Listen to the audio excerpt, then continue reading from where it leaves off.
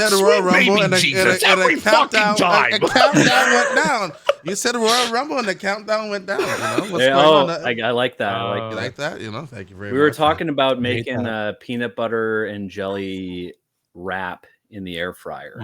Yeah, but what like your thing? Maybe put something on top of it, Steve.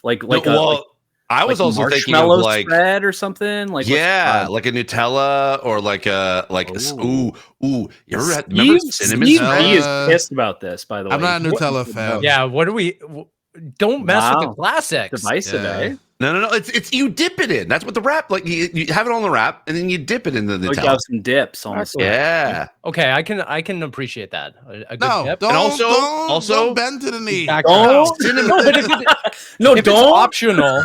If it's optional, I'm okay. Knee. No. Also, leave it out. Remember back in the day, cinnamon spread.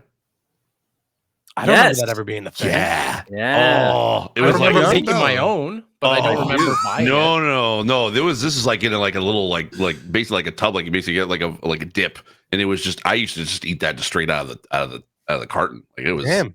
Oh, I gotta be honest with you, man. That can't be good for you. No, probably not. No. I mean, granted, I haven't had it since I was like 10, but dude, I used to get like my parents would buy like a thing of maraschino cherries, and I'd like drink it. That's insane. It was. In hindsight, they shouldn't have let me do that. Is that why I got 8 in my old fashioned at your wedding? Is that an homage to that? I said, you know what? Stevie V needs this. I did. He needs 1,000 cherries in his drink. I did not. That bartender went ham. You were fine. You were good. On our friendship. There's more cherry than alcohol in that drink. Yeah. I gave it to him. I said, dome this on our friendship. And he did it. And I ate maraschino cherries with a little bit of bourbon in it. I respect that. There you go. Absolutely. I won't say I won't ever do anything for our friendship. You can never say that. I'm going to say now there's a precedent. Now there's a precedent. There is a precedent, yeah. Now every time I do, now we'll see. Well, you got to test the limit of this. You like murder someone, you're like on our friendship, on our friendship, or what? Help me hide the body on our friendship. On our friendship.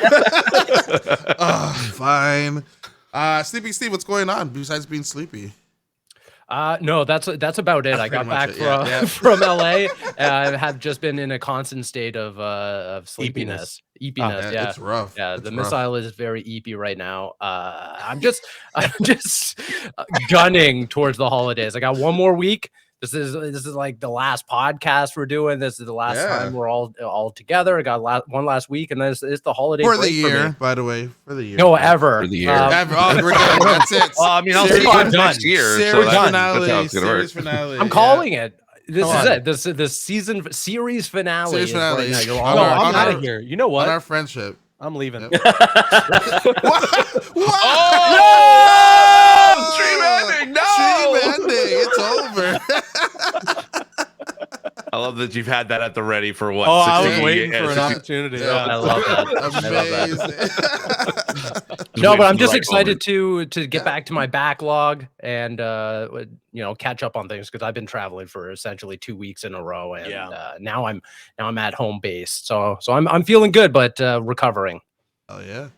And then Steve of the Year. I guess you won of the Steves. Woo! Wow, Steve. Close second. Sleepy Steve. Close second. Hey, votes came in, and that's what happened. Steve, though. I'm doing good. Kind of in the same boat. Just still kind of like recovering. Definitely need some sleep over when we were at the Game Awards last week.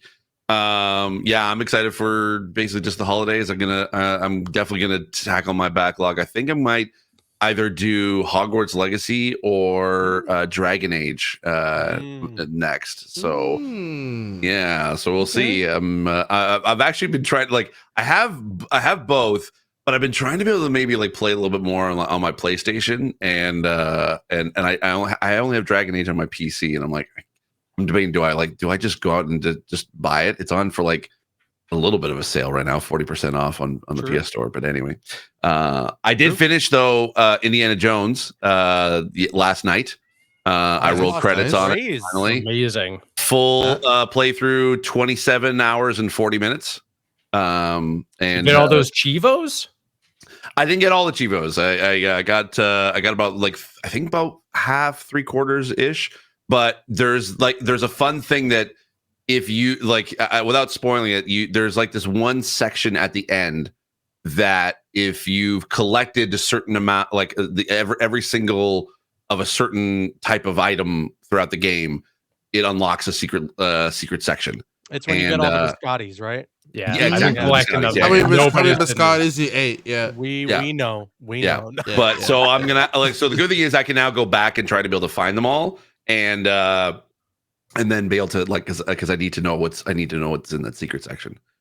Yeah. This honestly, this game is absolutely amazing. Just the whole presentation, like feeling like a movie. It's truly amazing. Like the cutscenes alone, like I'm so invested. It's so good. Yep. It's really, really good. Well, I said when I got my early hands-on, the main thing that I had to praise about it was that it feels like a classic indie adventure, right? It like, does. Can I ask though? I know you have all of thoughts on it. Can I ask you to pause that? Yeah. Yeah. But just pause the little bit of discussion. Don't tell me what to do. Yeah, what do you What do you think you are? Maybe you want to. Yeah. Wow. I'm freaking Indiana I'm trying Jones. to do us a favor here. Wow. Okay. So fun fact, you're not silence the us. boss of me, and I can. Hey, Marcel. That's what you think. Hey, Marcel, did you know that Steve's the host now? Apparently, Crazy world. Steve of the year. Just take it away. You know. Stevie my the shush. God. I mean, I'm Yes. older than all Tell me to y'all, be so quiet. shut the fuck up, you youngins. Oh my Someone turns God. 41 once, and then all of a It sudden, was he's a big boss. I'm in charge. hey, treat your elders with respect, you asshole. Is it okay if it's Riley? Riley can speak now. Yeah, no, of course. Riley can speak anytime he wants. Tag no, me in. what? No. Tag me in. Tag me in, Marcel. Eh. Nice. Okay. Eh. Yeah, I don't know. Not too much is going on with me. I'm looking forward to the holiday. I got 2 weeks off coming up, which is exciting. So I'm going to enjoy that. Nice. Play some games. I'm very close to finishing Indie, but I am, without saying too much, I'm loving it. So Yeah. I'm loving that. And then Marvel Rivals has an event coming up. Apparently Skibbity Toilet is coming to Fortnite tomorrow. The biggest news of the week. So we are thriving going into the holiday. And Kermit the Frog's in Fall Guys. So Yeah. What Sure, the we're talking hell about is Michigan. going on? we keep winning. We are winning. We are Isn't there like a Fall Guys in Fortnite as well? Yeah, well, they're both Epic Games now because Epic Oh bought my Fall God. Guys. They're just a few years sucking ago. up everything. Fortnite. So Yeah, so I'm what kinda are the curious. chances that Kermit gets put into Fortnite? And I'm gonna be honest, and I pretty get high. to see him strap. Yeah. I think a shotgun. Pretty high. Like I think pretty high. They got Jack Skellington in there. They got the Incredibles. Like It's I don't They think can it's figure really out how to be able eliminated. to like show like almost like realistic felt. I think that would be pretty dope. That would be Instead of really just, like, a I'd cartoon rather version. Animal be the character, not Kermit. Honestly, no. Even better, Swedish Chef. Oh my god, that'd be so. well, you hear him coming. Yeah. Swedish Chef. would be Imagine you're just like in a house, you're like the walls. Ooh, the victory really flip. Oh, that'll be hilarious. We're on to something here. Yeah, there we go. Caboose, how about yourself? Doing good. Yeah, I mean, just got back from the Game Awards as well. It has been a very busy week. Was It's it been a bumpy very for you? busy The flight? several weeks. What's that? Was your flight bumpy? Ours was like crazy bumpy. that day. Yeah. Mine was okay. Mine was Okay. okay. It wasn't too bad. We caught some Z's on the way back. And that's it. Like the Game Awards is over. I've been playing a ton of Marvel Rivals now, and like Yep. Riley said, that those NetEase is in it to win it. You know, like they're not wasting any They- time on like updates and skins being added into the store. Every you know, day like, something new. It's crazy. You know, there's another superhero live service game that came out this year that decided to wait a very, very long time to do any live service anything for the game. Is it not getting us for $5? The game was on sale for $5. Yes. Yeah. Yeah, it's. I love really that I know unfortunate. exactly what you're talking about based on the price point. Yeah, Yeah. we didn't have to say anything else. Yeah. I didn't even need to talk Well, about. I think $5 it's- that was the deluxe edition. So right, yeah, right. Oh yeah, $3. That's right. Yeah. Yeah. But yeah, I'm glad to be back, and I guess we're gonna be talking a lot about games of this year. Of One, yeah, one, of one, the- one, one of. one or two. Yeah. One or two. Yeah. I should be the host. I'm really good at segueing. No, that was segue to your, You know, when you have to segue call out that yourself? you're doing a good segue, it does Yeah, like that's it doesn't just really work. terrible. Into Oh, That's a okay. terrible segue. Oh, okay. I mean, You know yeah, what? We're gonna good first attempt. If you want to try again, I think it'd be Whatever. we are gonna talk about games. So the games that were announced at Game of the Awards. Any games that you guys liked? Anything that stuck out? Good old Last of Us Remastered Part 2 on PC. Final Fantasy. Oh my. Rebirth Okay. on Can we PC. just say? Can we just say when everybody here? Obviously, I think a lot of people were expecting that we were going to get the new Naughty Dog game announcement, and halfway through the show, they just dropped the PlayStation logo, and then you see Naughty Dog's logo, the oohs and ahs in the auditorium. That was the where everyone's biggest like, bane switch. Oh my God. And then seeing that live, like literally, I'm like, wait, so it is Last of Us? No, it's not Last of Us 3. It didn't even get that far for me. It was the first frame. Everyone sat down and was like, guys, you gotta settle down. They're not gonna do a Naughty Dog in the middle. Naughty Dog's not middle quality. Yeah. Naughty Dog's fair. closer. Should have known better, but definitely the way that they set it up, I believed. Oh, for sure. There was a I split believed. second. Yeah. I would say the only time that Sony's ever done that was with Insomniac when they announced Spider-Man. Was it Wolverine first, then Spider-Man 2 or Wolverine something and like then that? Spider-Man. Yes, Yeah. during that- I was that like showcase. this was kind of almost at that trolley level, being like, we got it's Last of Us for 2 on PC. Okay, great. And then Right. and Intergalactic, brand new IP, which is pretty damn dope. That's my game that 100% I would I just couldn't I just couldn't shut up about it at the Game Awards. Like it was just I can't wait. so cool. I can't Give me wait. a lot of Ikari vibes as well. Yes. Huge. Yeah. Huge amount. Yeah. I mean, the fact that we got a soundtrack from Trent Reznor, he's doing Oh that. my God, sign me up, man. And it's apparent. So, I read a little bit of the press release and stuff. So it's saying it the story is set in 1986, but as if space travel had advanced to a massive degree by 1986. That's why we got the CD. That's why we got the little bit of the analog kind of controls and definitely that Akira kind of look. I'm on board with that. Now, did you all notice? I don't know if this was just me. Did you all notice that there was an actor that looked pretty much like Kumail Nanjiani?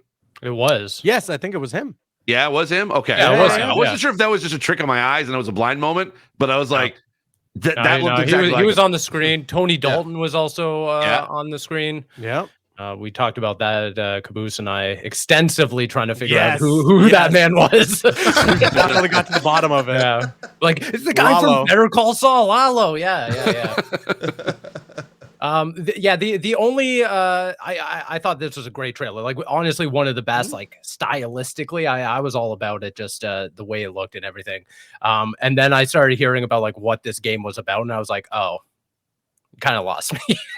Oh, really? Yeah. Why? I mean, fair. Well, it's just I don't know. It's just the style of it, and of course we've seen very little and know very little about it, but the style of the trailer had me believe one thing, and then just based on Neil Druckmann's we're gonna identify this religious sect and everything. I was like, what? Okay. I thought we were doing something way different here, and maybe by the time I get to see more of it and see how the story is actually going to come to fruition, maybe I'll be on board with it. But I'm just kind of okay. I feel like it's probably this is not going to be well-worn territory. I don't think it's going to be as right in your face as much as we all think it is. Because it's when you're because the whole thing was no one has left the planet that you crashed on for 600 years. So yes. During that time, there's going to be a whole culture basically set up and religion. It's going to be very much I think it's going to be very much cultish kind of deal more than anything. But anyway, no, I get that. I get that's kind of that could be a turnoff for some folks. But I mean, hey, Naughty Dog has delivered time and time again, so we'll definitely see how that plays out. So, actually, did anyone else believe that I did that it was Sony Santa Monica, not Naughty Dog? That's the other thing that I've been having conversations with, and maybe, of course, this is all coincidence and stuff like that. But given that it's almost a guarantee at this point, just based off what we know with Sony Santa Monica, that they're also building a sci-fi game. I'm like, wouldn't PlayStation just kind of want them to like cool the brakes on this, just to kind of diversify their portfolio a little more? Yeah. It reminds me a lot of like what they've done in the past, where it is, whether or not you look at, sad dad simulators and how those got, or like you got so many of those back to back to back. And it's just like, I feel like, I don't know, if you're ever commanding presence at Sony from the top level, you're looking at two of your like marquee studios. One's doing sci-fi and then the other one jumps on the sci-fi game. And you're like, well, maybe we don't do this. I don't know. It's interesting because I think like they started roughly around the same time. Like supposedly they said Naughty Dog, they've been working on this pretty much since The Last of Us 2 came out in 2020. And Cory Barlog, I think he stepped down right after God of War came out from game director so that he could be able to direct this new project. And that's why he's not the game director for Ragnarok. So, and that has been, we don't know 100% what it is specifically is, but supposedly the rumors is that Cory Barlog is working on a sci-fi game. Sci-fi, yeah. I mean, I guess we'll have to wait and see. I wonder if they're going to like stagger it out. Like if we're not going to hear about that project still for like another year or two, or they're going to be like, hey, no, this is our two big hitters, like Sony Santa Monica and Naughty Dog making sci-fi games in the same year. I don't know. Do you guys think like, so they've got so far Sony's big IP, as far as we know, that's been talked about, is that Intergalactic and Ghost of Yotei is coming out next year. Yeah. Do you think we might get a surprise Wait, third? did they say Intergalactic's next year? I thought that's like a 2020. Yeah, I didn't hear 2025. Oh no, you didn't hear 2020. Okay, then I apologize. I thought there was a lot of stuff that was like announced for 2025. Yeah. So I just assumed. I mean, I wouldn't be surprised if it's like an early 2026 game. Yeah, that's what I was thinking. Okay. Yeah. Okay. Just based on their cadence and the fact that you almost have to guarantee they're going to want to get from this game into Last of Us Part 3. You kind of want to assume that they'll get the ball rolling on this. Yeah. Sure. Yeah. Oh, okay. Well, that changes my question then. Oh, okay. Well, we ruined it now. Okay. Well, that question. So next year we know that Sony's putting out Ghost of Yotei. Do you think that we're going to get any other big IP from Sony coming out next year? Because this is kind of like Insomniac's got something, maybe. Wolverine, probably. Yeah, I hope. I hope. Yeah. I will. I mean, on the superhero gaming front, we know that Captain America Black Panther game is coming. So, but that's not a Sony exclusive, is it? It's not a Sony exclusive. So I really don't know. I really don't know. Because we know like pretty much a lot of Xboxes line up for next year. Yeah. Xbox is going out swinging next year. Yeah. And if this is like if Indie's kind of that first indication being like, okay, like Xbox is back, it'd be very interesting to see. But yeah, I don't know.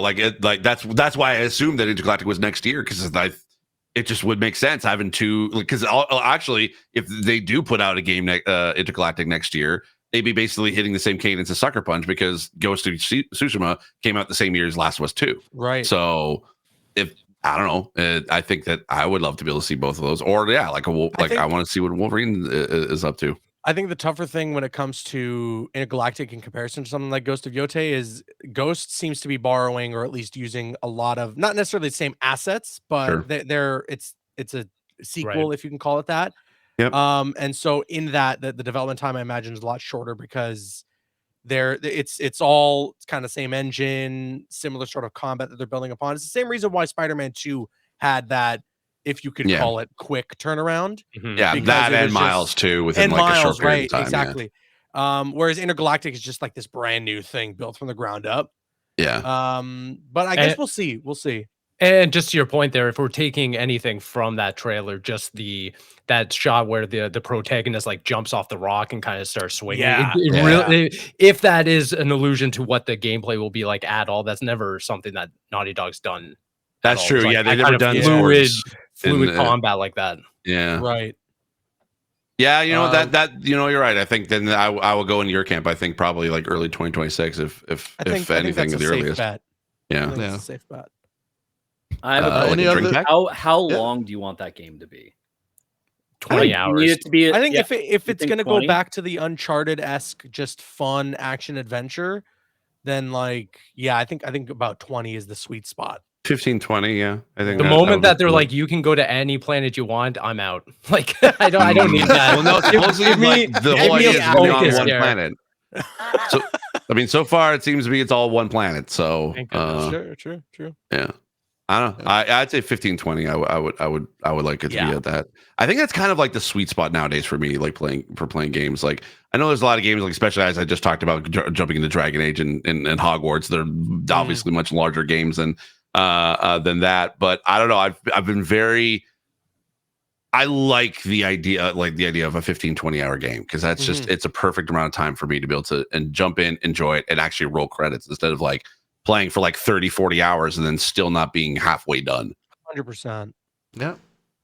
Was there totally any other announcements? Like we have Turok there. Riley, how did you like the show? I'm amped. Yeah. The show was great. I thought it was the best show they've done yet, to be honest, from like an announcement standpoint. I see a lot of criticism that people are upset about like not focusing on the awards enough, and I get that. I think at this point, 10 years in, we kind of have to accept the show for what it is, which is like it's announcements. Like people are primarily tuning in to see game reveals and game of the year and some of the other awards, which are important, and that's great. But I think that in terms of what it offered, it was perfect. We got music, we got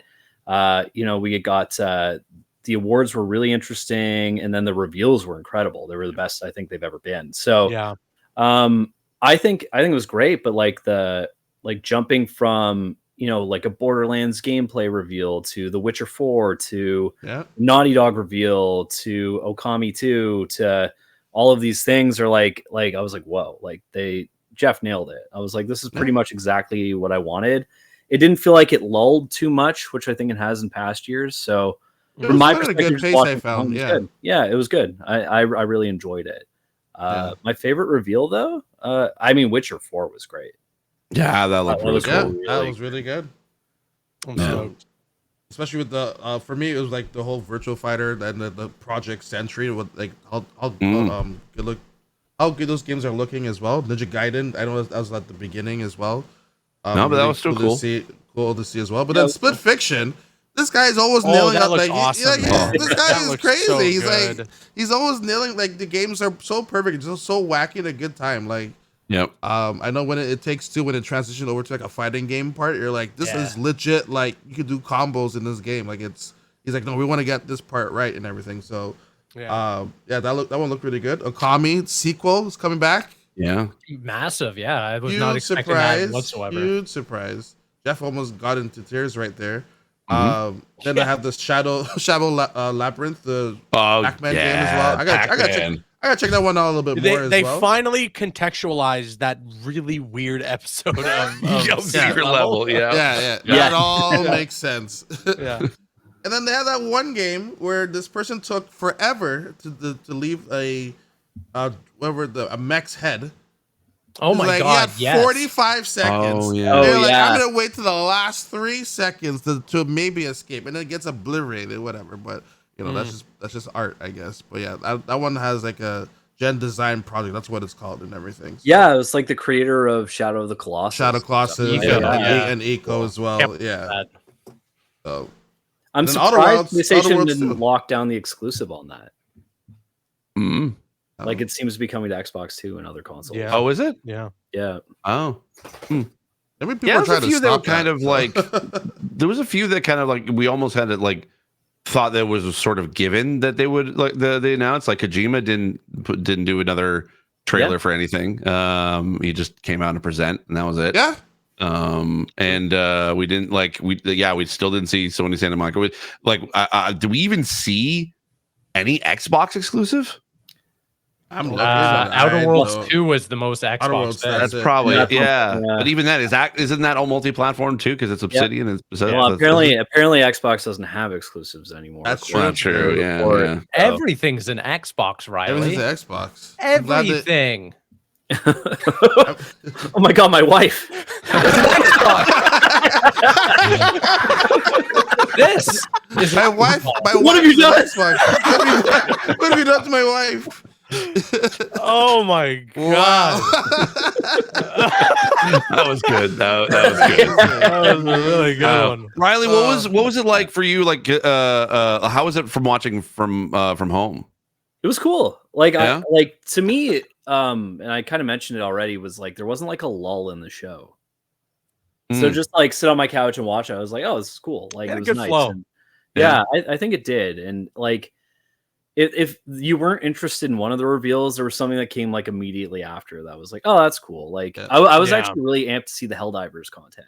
Yeah, I'm like, bring that on. I'm so excited. So that, and they announced a controller too on social. Yeah, I need really that. cool. I need that. that looks cool. The 20th, it goes for pre-order. Yeah. If Nice. you want it, On it Walmart? will be limited. So How- Walmart, yes. How was like the audience reaction, like from watching from home? Because like I don't know about you guys, but it kind of felt like the audience was like hot and cold in moments. Like there was a lot of like really cool moments and really hype moments, but not like there was some that just kind of like the audience was pretty quiet on.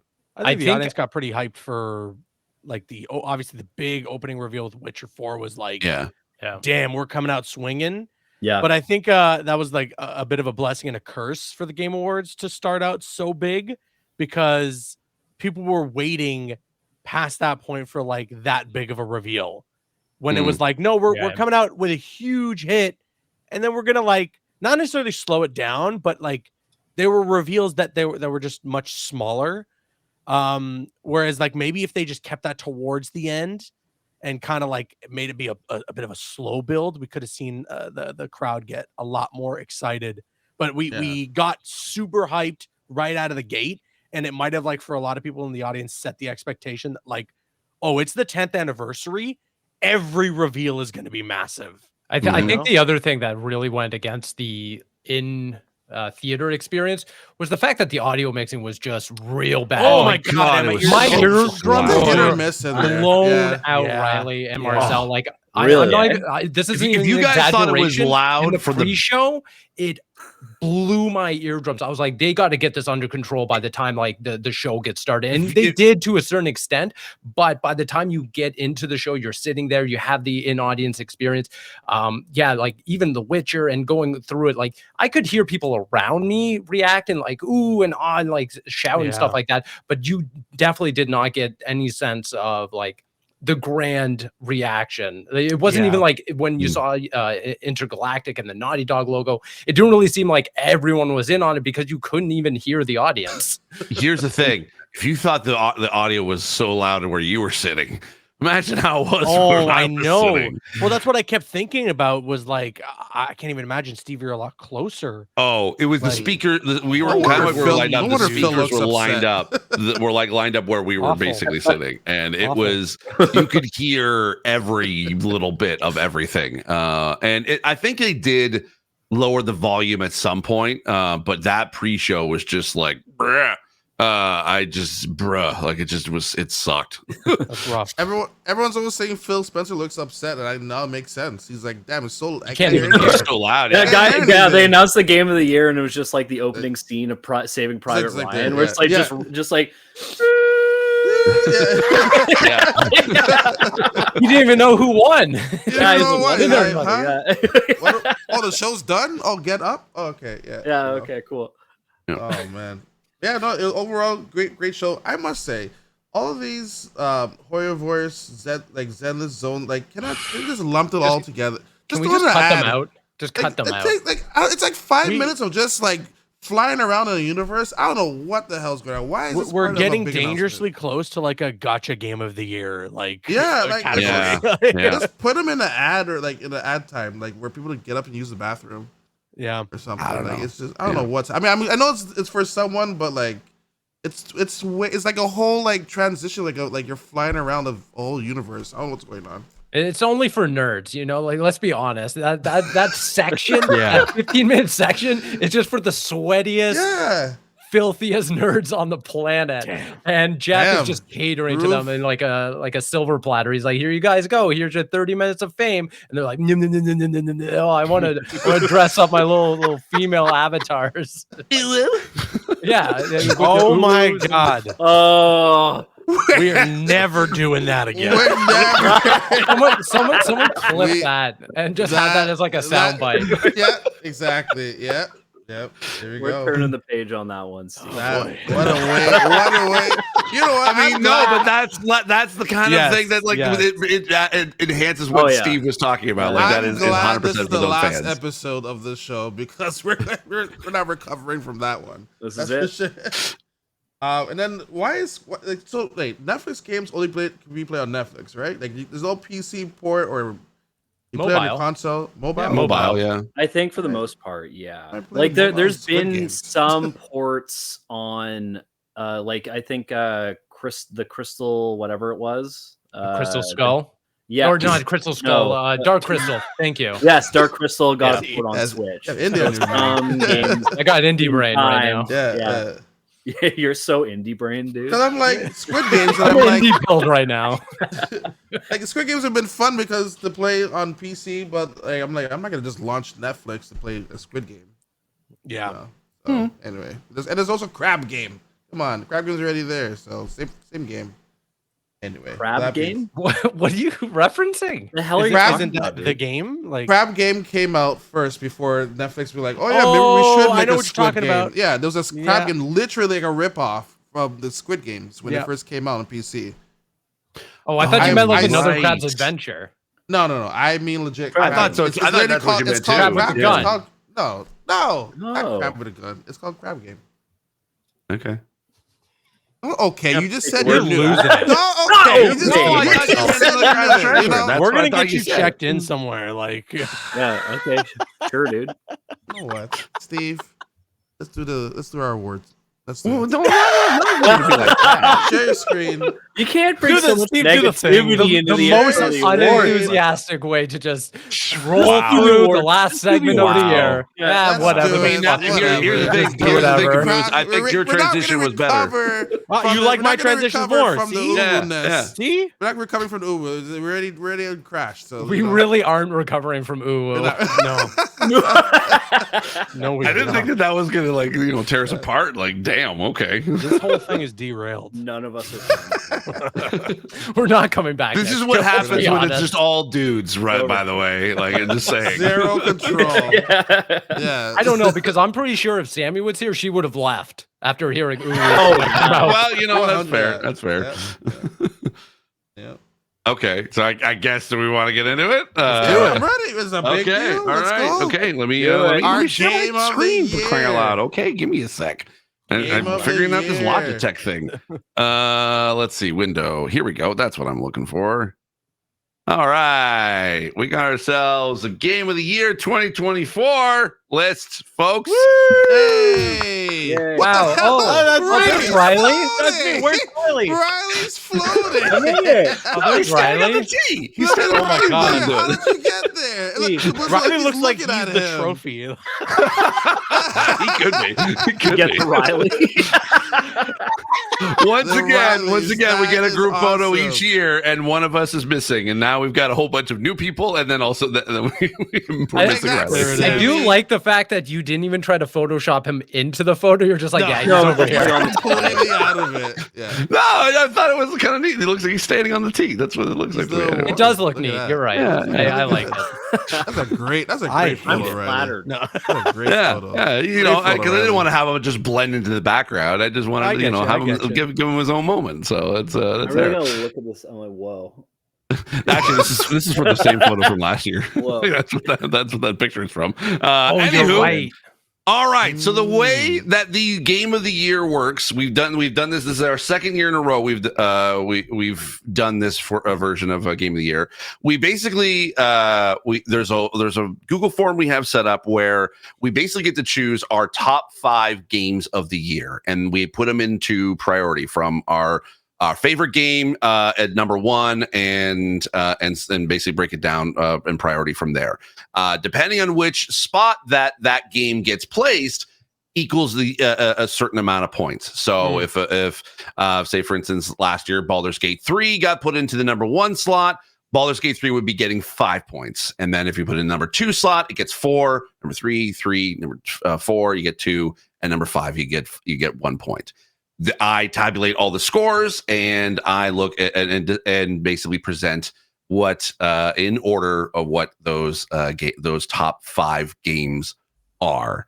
Gentlemen, are you ready for our number 5 game of the year? Hell yeah. Hit me. I'm Do it. so All gosh right. darn ready. We got like a fun little like animation sort of deal. Number Oh. 5. Is it Halo? God.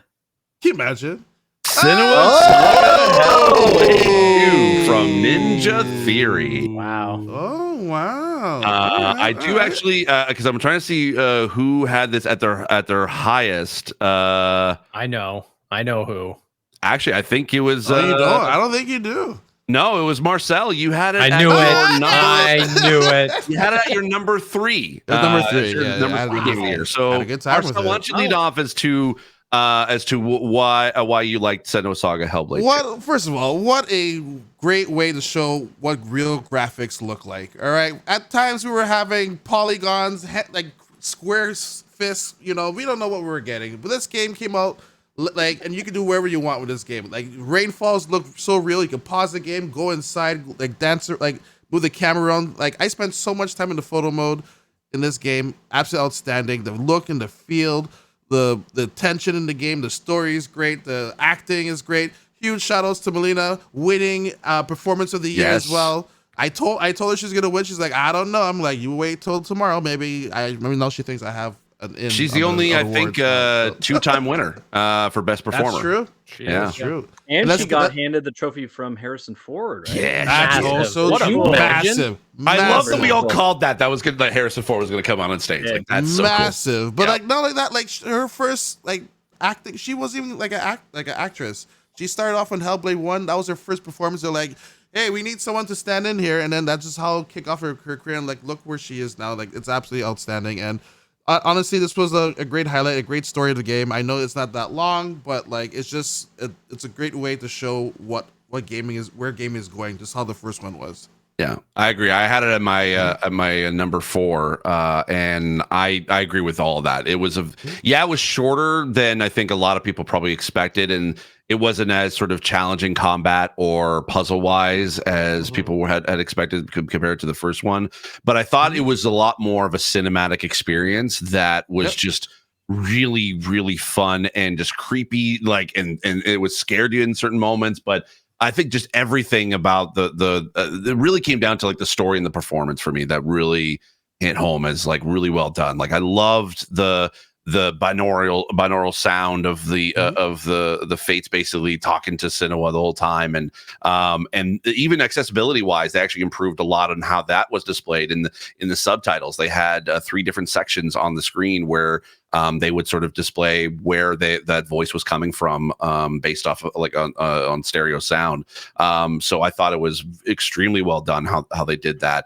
And I just I like the combat a lot better in this one than I did the first one. The first one was like it was a lot more kind of like you had to parry a lot more, a lot of things. But in this one, it felt very much like even if you missed a parry, there's like a really fun like cinematic combat moment that it doesn't feel like that you screwed up. Like it just I can't remember how like if I had died a bunch of times or whatever. I honestly I didn't, because I just remember the moments of these combat sequences, and I like that every time that like when you finish one fight with one person, it kind of does a fun little cinematic transition into the next person to fight, which I thought was really cool. And yeah, I just I think probably my favorite sequence was probably the caves. That was it was really dark to see, but it was like kind of like one of my favorite sort of things to explore, and it was also creepy at the same time. So that's I congrats to Melina for winning the game of the year for our game award for best performance, because she definitely deserved it. Like everything, like from the facial animations to just her acting and voiceover was just absolutely fantastic. So the fact like certain high res cutscenes, you can literally pause and move the camera around. You can do that in a game, and like you just like it blew my mind what you can do with this game, and like add different light sources and keep like the water scenes still keep going if you want to add more lights around her when she's like walking through the water and everything. Like it's a great experience, honestly. Yeah. What about the rest of you guys? Anything to say on the Hellblade 2? Yeah, I mean, it is a beautiful game. I totally agree with everybody on that front. I just think that what happened with this game was we were starting to build this expectation that okay, Xbox is ready to start competing when it comes to their exclusives. Like they're ready to go toe to toe with the likes of God of War or Ghost of Tsushima, and it just wasn't on that level. Yeah. And I feel like that led to like a lot of people feeling rather disappointed in certain aspects of the game, whether it be the length of the story or the combat. But for the most part, like it is a beautiful game. It's got a great performance in there, totally award worthy. And I think it also won for best audio design, which is like you might as well have just locked that in. That is a guarantee because that is still one of the coolest aspects of this franchise in general. What they do with the audio, and especially if you're wearing like 3D spatial headphones, there's a lot that you get out of your experience playing this game. But yeah, like I don't know if I was going to give it any game of the year nominations on my end, but hey, you know what? If you guys think so, then I don't think there's too much of an argument I can make there. Yeah, actually, there was. I'm just trying to see who. Like, yeah, it was basically Marcel. You voted at number 3. I put it at number 2, and then I think someone also put it at number 4 and 5. Yeah, Hellblade 2. Yeah, number 4 was. Come on, fess up. Who did it? You know you want to join me. Sorry, I'm just Steve? looking at all the. Actually, no. So it was also put at number 5 by Sammy. So that's how it ended up. All right. Unless there's anything else, we want to move on to our next game of the year. Number 4. All right, let's see. Here we go. Okay. Just waiting for the animation to catch up. And we got number 5. Number 5 again. Yeah, number 5. We have Pokemon What in the world? I was thinking of putting this on the Same. list. Me too. This is So clearly- mad. Yeah. This is I'm not mad at it. 100% a Riley and Sammy thing. Yep. Actually, well, let me see who had the. Oh, you know what? Yeah, Sammy put it at her number 2. Jesus Christ. Wow. And then who else put it up? Oh, actually, yeah. Wait, there was a. Hold on, I'm just trying to like scroll through this. What? And How did this happen? oh yeah, and then Riley, you put it at number 5. So yeah, so there we go. And Oh, there we okay. are. And this Yeah. is Yeah, what I'm not happened. mad at it. I mean, this is like this was the mobile game of the year for me. I mean, I know that Balatro is on mobile and everything. It was nominated for game of the year. So like again, that was a lock in terms of winning at the Game Awards. But I almost look at Balatro as like more than just a mobile game. Yeah. Whereas Yeah. right now I see Pokemon TCG Pocket as like that's a mobile game. You know what I Yes. mean? Oh yeah. But yeah, I really love it. There's the new Oh, yeah. expansion just came out, so obviously like they're reeling me back in because I was losing a little bit of the love that I initially got. But I'm back in to collect some new packs cards. are out. Yeah, new packs today. Yeah, as we're recording. I've been having quite a bit of fun with that again lately, and yeah, I'm not mad with this pick. I'm not No, mad at all. me neither. I mean, like I obviously have a very outstanding love-hate relationship with this game, but I mean, yeah, You love I it, definitely, thank you. I definitely got screwed today too with the 10-pack. But that being said, I think that as far as like having a zeitgeist around it, having a community built really quickly Yeah. around a game, you have to just give this game flowers. And Yeah. essentially for what it's doing in terms of being like an ongoing supportive game, like having new events and stuff, and like, yeah, again, I'm bitterly mad at this game, but I'm still checking in every single day. I'm engaging with it, and I think as far as like a mobile game, this is the most engaged I have been with a mobile game since probably Pokemon Go, if I'm being totally honest. Yeah. And yeah, for that, I just have to say, like, yeah, it has a rightful place on this. I was about to put it in my my 5th spot, but then I was like, you know what? I still don't have a full art, so no, there's no way in hell it's gonna sit Wow. Yeah, Wow. you want buying I'm petty votes. like Damn that. it, I am Orange. petty. with the not I'm Buying game of the year. votes. Damn. I should All right. You have clarify. some Basically, thought. so it was like I said, it was Sammy that put it at number 2, and then Camille and Riley put it at your number 5. So that's how it landed up there. All right. Yeah, I'm loving it. I'm loving it. Yeah. All right. And okay, so our next game, Is it number 5 again?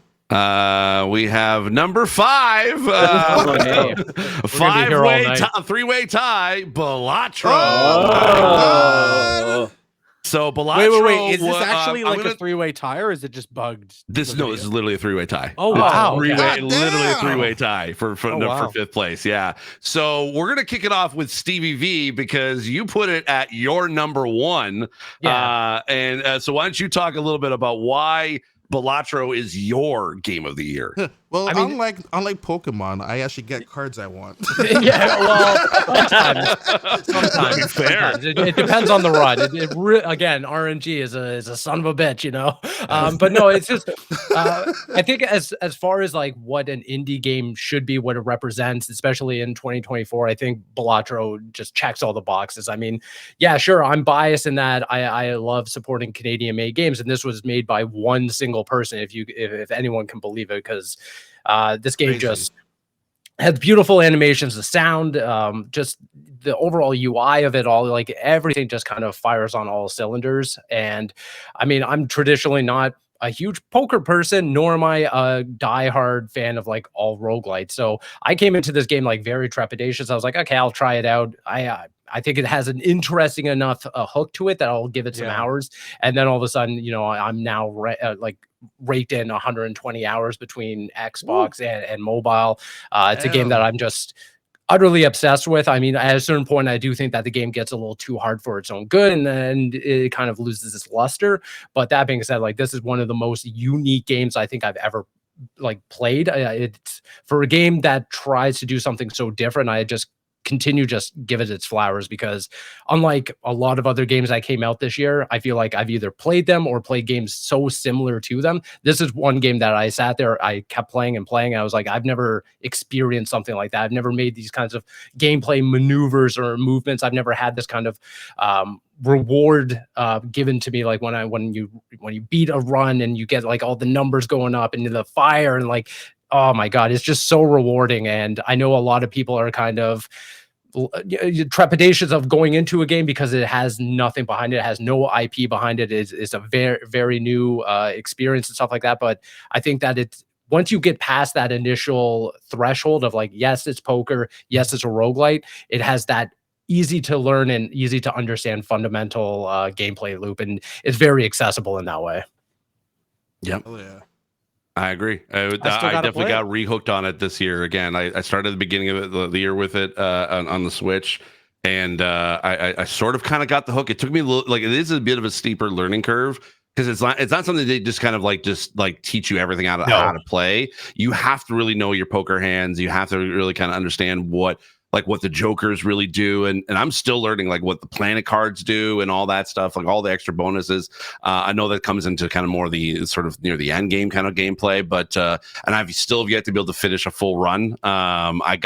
I think I got as far as like I don't know what round it was. I think it was basically whatever it was that you had to get like 10,000 points. Yeah, the last one or whatever. Yeah, round 8, yeah, something like that. So like that's as far as I got. Then I'd unfortunately just didn't have enough to keep going. So I think it was like probably like one of the blinds that kind of just wrecked me. But yeah, no, I think it was great. Yeah, I did. And obviously well-deserved wins at the Game Awards as well. I actually ran into is it Woot or Wout? I don't know how to pronounce it. Basically, the PR guy for Local Thunk. Local Thunk did not make an appearance, but Woot did stand up on.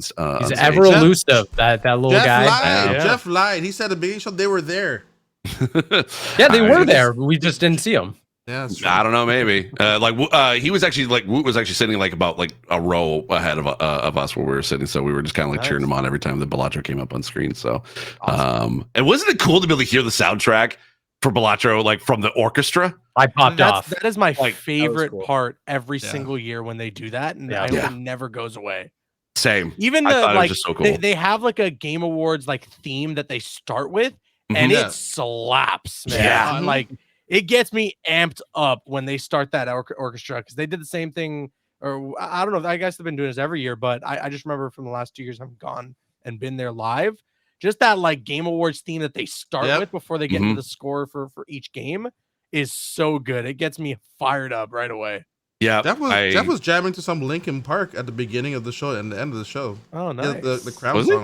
That was the latest track for Linkin Park. Okay. The Crown song. That's what he had going on there. That's cool. All right. Cool. Moving on to finally, maybe a number 4. we have a number 4. Oh, you hit number 4. We have Final Fantasy VII Rebirth. Okay. Now, the reason why this, a big part of the reason why this was on this list, unfortunately, Camille is not here to defend herself. No, it's fine. Throw it out. Defending. There's no defense needed. No defense needed. But this was her number 1 as well, and then I think. Riley, you were next up, but you had this as your number 3. So in Camille's stead, why don't you explain why Final Fantasy VII Rebirth hit your top 5 this year? So it's funny because I hadn't even played Remake at the beginning of this year. Like I hadn't touched anything. Remember that? And I was like, this was coming out and I was working with Square Enix to promote it. And I was like, you know what? I feel like I gotta play Remake. Everyone seemed to like Remake. I gotta play Intergrade. It released on PS Plus, so I'm like, easy. So I played that. I'm like, this is awesome. And then I played Rebirth, and I'm like, this is so much better. And I was like, everything about it, all the beats and everything like that. Like, I don't know. Like, it's funny having like, I played through the original, and I remember playing it on my PSP. And being like, this is kind of neat, but like to see like the dimensions that this adds to like these legacy characters and stuff is like I don't know, like all the headcanon I had for all this time like is brought to life, and then the combat's incredible, and like the story is okay, but it's like pretty good. Like I just really enjoyed every beat that I went through, and like going through that adventure again from like a different perspective. Things are the same but different. It's like I really, really enjoyed it. Like I think it did a good job making things different but distinct enough. Yeah. And I will say this, like the team definitely does care about that franchise, because one of the things that, so where myself and my friend Liana, we were both sitting, we actually had the Black Myth Wukong folks sitting beside on my side, and then on Liana's side was all the Final Fantasy folks. And we didn't know this until actually until after the show, because if we found this out during the show, we probably would have freaked out. But the voice actors for Yuffie and for Barrett were sitting right beside us, and it was like they were absolutely cheering on every time that Final Fantasy came up on screen. Now, I personally have not played it yet. I'm still trying to be able to work my way through Remake, but like from what I've been hearing just across the board, Rebirth was definitely the better of the 3 that we've had of this remake sort of Final Fantasy VII. Anyone else wanted to discuss? I mean, you have a game that people literally bought the PS5 Pro to play. Yeah, people are like, this is my Rebirth Pro system, and that that has to tell you something how great this game is. Yeah. I haven't played this, but this just falls under like one of those things where even if you're out of the loop, or maybe it's not necessarily for you, you just have to acknowledge like the cultural impact, right? And Final Fantasy is just one of those games and one of those franchises that'll have that staying power forever. You know, like people love these characters, they connect with these characters, and we've seen them pop up in so many things outside of just their core franchise, which that's when you know, like you have yourself something like an IP that kind of transcends just its little niche, its little corner, and is now a part of like greater pop culture. So I get why this game was nominated for Game of the Year, and I get why anyone here would say that it's one of the best. Yep. The only thing I'll say, and the biggest compliment I can give it, is that Rebirth continues to make someone who does not like Final Fantasy games care about this oh, this nice. string Good of right there. Of Final Fantasy. And well, I mean, that in 16 was pretty good, but I had a blast with this game, really enjoyed it. I think the only downside, and the reason why it didn't end up on mine, was that it just didn't run that great on PS5. It just kind of really fell apart in terms of like I think I had to end up playing on like the fidelity mode, just because like performance, it couldn't even hit 60 or anywhere near 60. And just kind of it didn't look all that great. So I was kind of let down by that for a game that is supposed to look so beautiful. It has such like beautiful vistas and everything. To not get that, I was like, okay. But aside from that, and Riley kind of alluded to it, the story's not incredible, but the characters are awesome, the combat's awesome, and the things you're doing are just great. And if you're looking for a 100+ hour game, there you go. Fair enough. Coming on PC next month, January. Next month. Yep. So that is Spider-Man the same month. That's crazy. I know, right?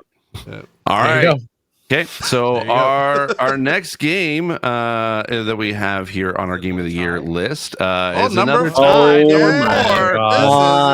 We're just Helldivers 2. Helldiver, Arrowhead Games. Now I'm gonna let these two sort of talk about, because this you both had this as your number 2 game. Riley and Stevie. Oh yeah, we did. Hell yeah!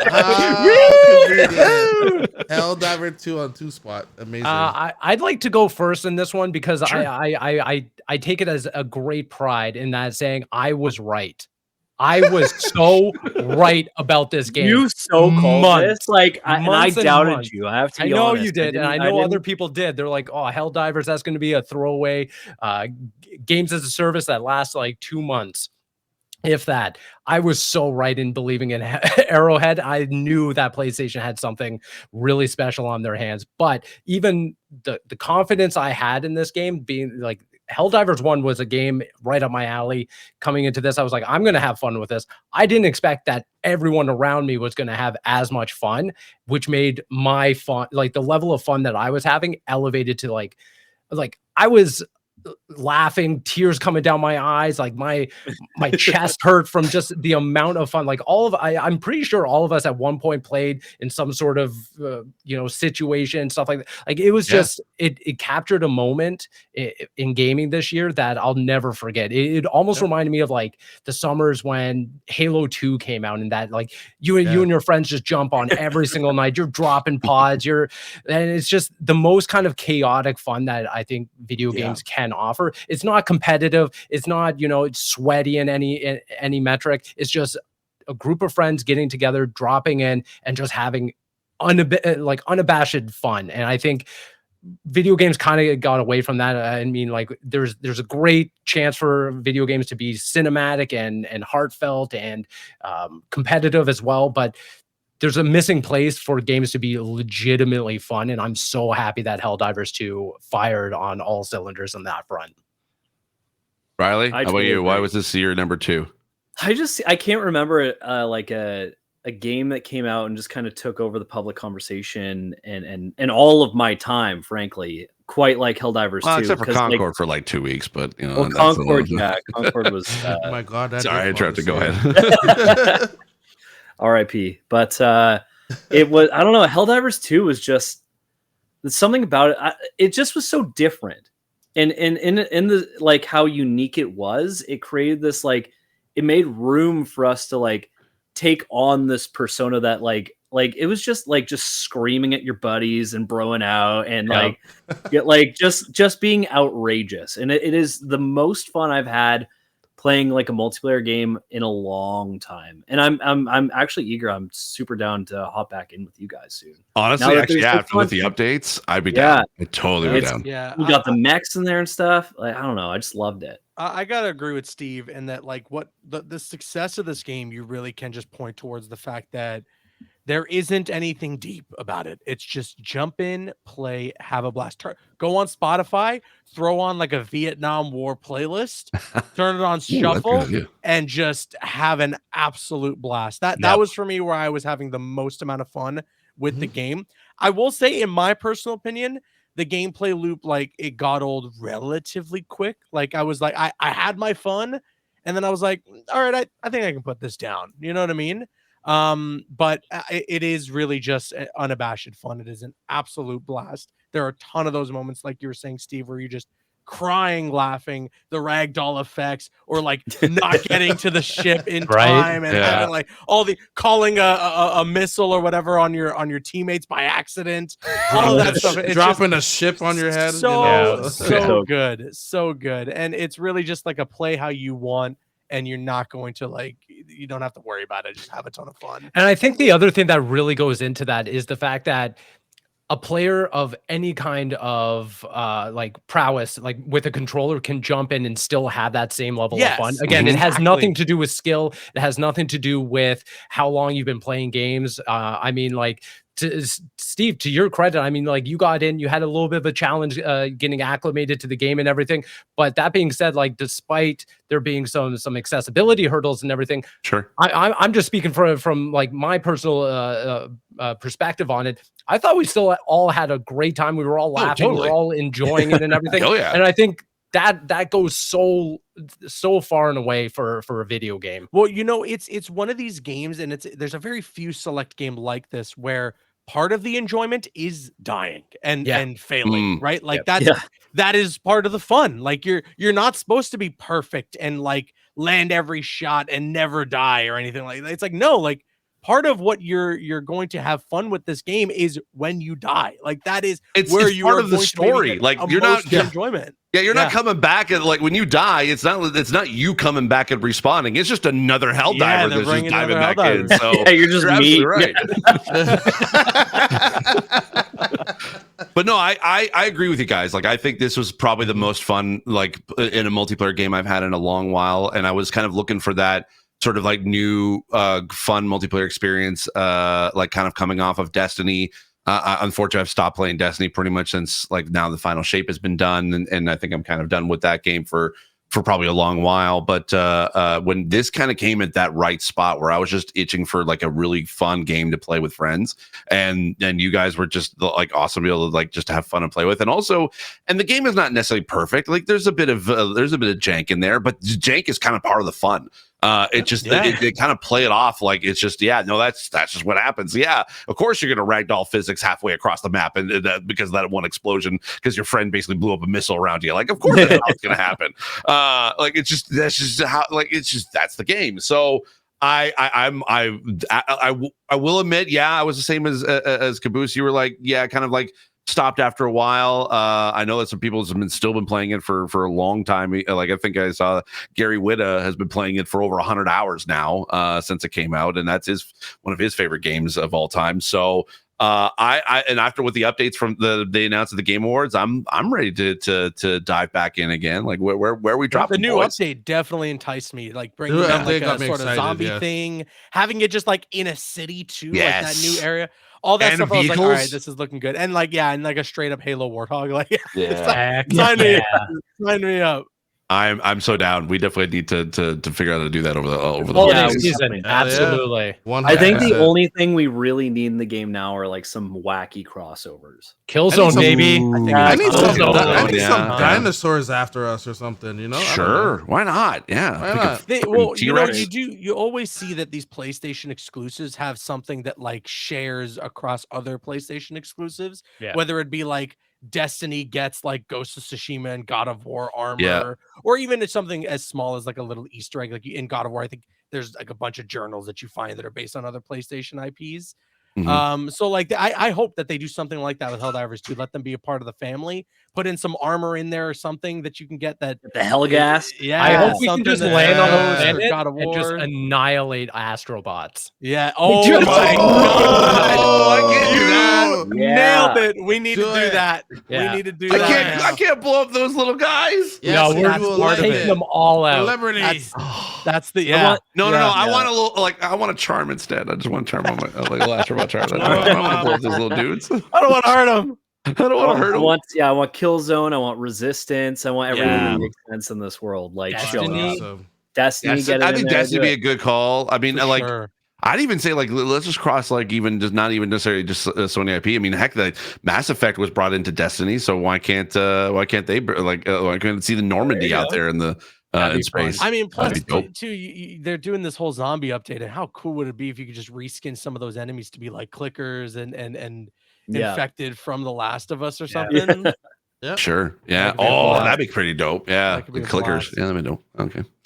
Cool. Anyone else have anything else to say about Helldivers 2? Helldiver, yeah. Helldiver, yeah. Pour a cup of liberty. All right. Okay. So now going forward, there is no more ties. We are now down to our final three. So these are definitively our top three. So Hold so our number 3 game of the year is Prince of Persia. All right. Yeah. So, Marcel, this is your game of the year. So, so why don't you talk about like why this is your game of the year? Been raving about this game. What a great game to kick off the year. I know a lot of us got to probably will say the same thing as well. This is a fantastic Metroidvania type of game. The juggles you can do with this game. First of all, the price for the game as well, really, really cheap, especially the DLC. DLC is $5. You get additional 3 hours. Huge steal. It was just a great ride. Music is great. Combat is fantastic. Acting is good as well. I just figured that I know that the game came out early in the year and I may get lost in the shuffle, but there was nothing that for me at the time that couldn't really bring back that same enjoyment that Prince of Persia brought back for me at the beginning of the year. So Prince of Persia, great, fantastic game. That's all I gotta say. I would agree. This for me was my third. It was my third. There were 3 game of the year, and I think just for what it did for the Metroidvania genre, like kind of really solidified it as a standalone game that I kind of like. It brought back kind of the original sort of feel of Prince of Persia from back in the original PC days. But it kind of elevated it into the new, like it made like and literally elevated the Metroidvania genre with the shard system, which I love the fact that it was built as an accessibility feature, but just turns into like a feature that everyone wants in every Metroidvania going forward, being able to take a screenshot of the room you're in and pin it to the map, which is such a like small little feature, but it just like it makes so much difference when you're playing. And then also just even what I didn't expect was just kind of how challenging like both the platforming and also the combat was. I found that like I was having fun just trying to be able to figure out how to be able to do combat properly and how to be able to do the platforming, but also it kind of allowed you, again, with the amazing accessibility that's in the game. It won innovation accessibility at the Game Awards, which I totally would agree with. I think it did an amazing job. You can be able to customize your difficulty as you need it to, and then even still, like, if you find that you are having trouble with any of the platforming challenges that are there, they have an ability to be able to open up a portal, and it will just skip you to the end of that platforming challenge. So it's never a blocker to kind of move forward. And I thought it was absolutely great. I'm sad to see that the team is no longer like existing anymore. And I'd hope that this would sort of be the beginning of sort of the Prince of Persia sort of renaissance I thought we were about to have. I mean, we do have the Rogue Prince of Persia that's out in early access. And supposedly we're getting a Sands of Time remake, according to the least Ubisoft forward from this year. But I would have loved to have been able to see what the team was going to do with this moving forward and making a sequel to this and expanding on this world and this sort of genre and taking what they learned and creating new things in there. So I think that this game was just absolutely fantastic and a great job by Ubisoft. Yeah, definitely don't miss out on this game. It's super affordable right now. It's you'll have a great time playing it, hands down. Especially, I know like this is the ultimate edition when it comes to the DLC.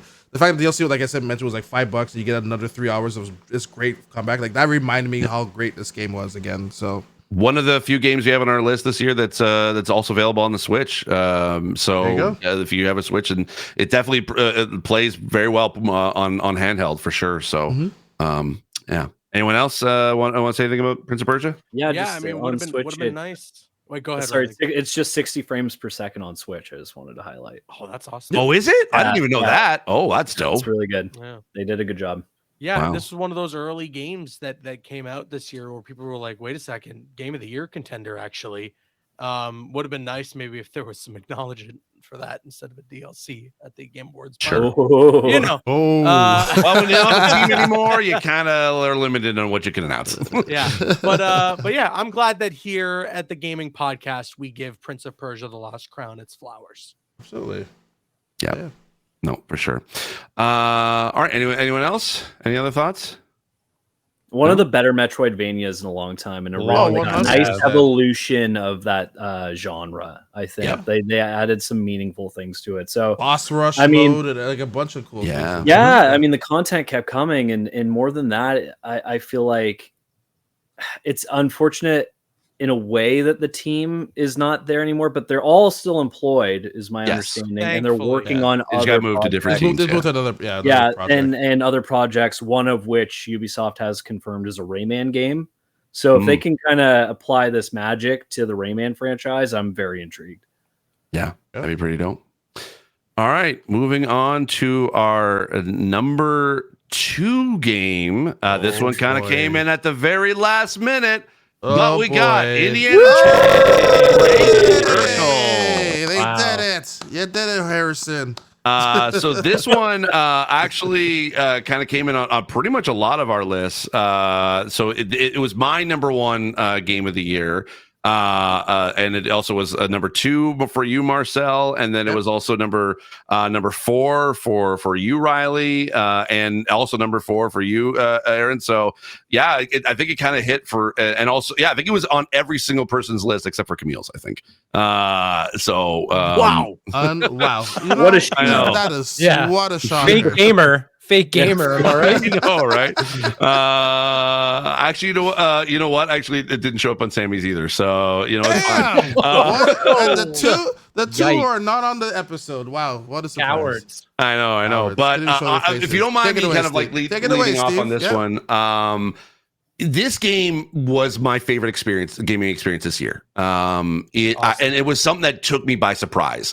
Because I think we all were kind of like hesitant on what this game was going to be based on what we saw as previews. But it was honestly, I'll say, like, I'll give you your flowers, Aaron. But your preview of that of the game when you went to go play it in LA, that was what sold me. I was like, okay, I am really looking forward to playing this. So I wanted to actually pivot to you and find out what was the things that you really liked about that game, like when you were at the preview. That you thought that this was actually worth checking out. Well, I should start off by saying that I didn't necessarily grow up with this franchise. Like this wasn't something that my dad or older brother was like super into. So when I had heard that this game was like around the corner, I was like, I really should educate myself. These movies are iconic, and I should just watch them. And I think like the moment I rolled credits on Raiders, I was like, all right, I'm in. This is I get the hype. Ran through Temple of Doom, Last Crusade, obviously for me the best of the bunch. And even though like I don't love Crystal Skull, there's some charm in it that I do enjoy. And then I rather enjoyed Dial of Destiny as well. So like I was Indiana Jones, like all in, you know what I mean? And then when I did get the chance to go and get my early hands on in LA, I was like, yeah, okay. If nothing else, even if like the gameplay is just okay for some people, even if you don't necessarily love the visuals or something, you're going to play through this and you're going to feel like, oh, it is a classic indie adventure. You're globe trotting. You have all these awesome side characters you're interacting with, a really like over the top in the best way possible villain. And then Troy Baker. Amazing. This is, listen, I know this game was late every time. I know this game was late for this year's Game Awards. I really do hope that by the time we get to next year's, we do not forget about this release when we're talking about best performance. Now, there might be a whole slew, 100%. There might be a whole slew of games that come out next year or in the next year where the performances are just mind-blowing. But my goodness, you have got to tip your Indiana Jones hat to Troy Baker and what he was able to do in this game, because he is straight up Harrison Ford. Like, we're gonna get Troy for Death Stranding 2 versus Troy for Indiana Jones. Oh, true. I know. He's gonna go head to head with himself. And I think people think he's also the voice of the main guy in Grand Theft Auto 6. Oh my god! That's Can true. you imagine? Yeah. Can you imagine a Troy Baker? Oh my god! It's gonna be the year of Troy Baker. Troy Baker. No, seriously, he is phenomenal in this game, and it's just such a blast to play it. Man. You know, though I did have an issue with kind of the weightiness when it comes to Indy and his movement and the stamina, like things like that. It still does kind of bother me. but you can very easily push it aside when But the stand makes sense. He's scarfing so much biscotti. He's True. too many of those biscottis. And durian fruit. And, yeah. That dude never saw a fig he didn't want to inhale. True. Bad dates. Yeah. There was no bad dates in this game. It's so good. It is really so good. And you can. I really love when you get a game like this based on such a large IP, and it doesn't feel even in the slightest like it was something that was just put on the development team's desk. You know what I mean? It's like no. They love indie at Machine Games. Like they totally get it. They understand what made this franchise so great, and they were able to expand upon it for people who love the franchise. If this was a movie, it's top 3 in the entire franchise. Easily, totally. Easily. Yeah. You might even be able to argue it's top 2. Like this could be right under Last Crusade for a lot of people. Maybe Raiders of the Lost Ark. Obviously, a lot of people would argue, but it is that good. It is that good as well. Obviously, like rest in peace, Tony Todd. He is so awesome in this game too. Amazing. And like it definitely deserves its time to shine, its chance in the spotlight. I really, really hope that by the time we get to next year, this isn't one of those things that's just kind of forgotten because it was so long since we get to that next Game Award. One of my favorite moments from the Game Awards this year, other than the fact that like Harrison Ford came out on stage with Troy Baker, that was pretty cool. Was that I was able to catch up with Troy after the awards, and I was able to tell the exact same thing I'm going to tell you guys.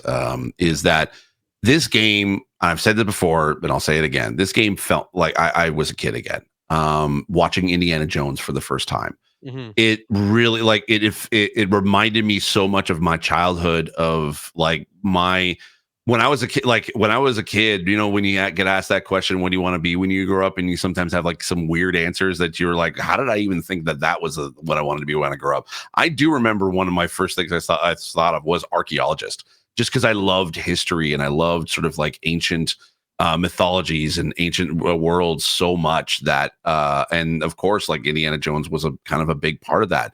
I remember my first indie movie was Last Crusade, and it had a massive imprint on my life. And so jumping and I forgot about that too. Like, that's why I was like, yeah, it'd be cool to play an Indiana Jones game, but I hadn't watched Indiana Jones in a long while. And it just sort of like, it was like, yeah, I liked it. It was cool, but you know, I've seen them all. It's fine. You know, I wish there was some more better than others, but it's okay. Mm-hmm. Yeah. I'll go watch it occasionally whenever it's like, if I see it on TV, I'll just hop in and watch it, whatever. But it was when I finally got control of the game, and just that opening, like I won't spoil it for anybody just in case, but that opening, like that is literally a tutorial, is the perfect way to be able to introduce Indiana Jones to the world, but then also to any new player, but then also to anyone returning to Indiana Jones again.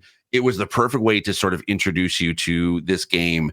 And I thought it was absolutely fantastic. Again, like we said, Troy Baker, like to me, I told him, was like, yes, he did an amazing Harrison Ford impression.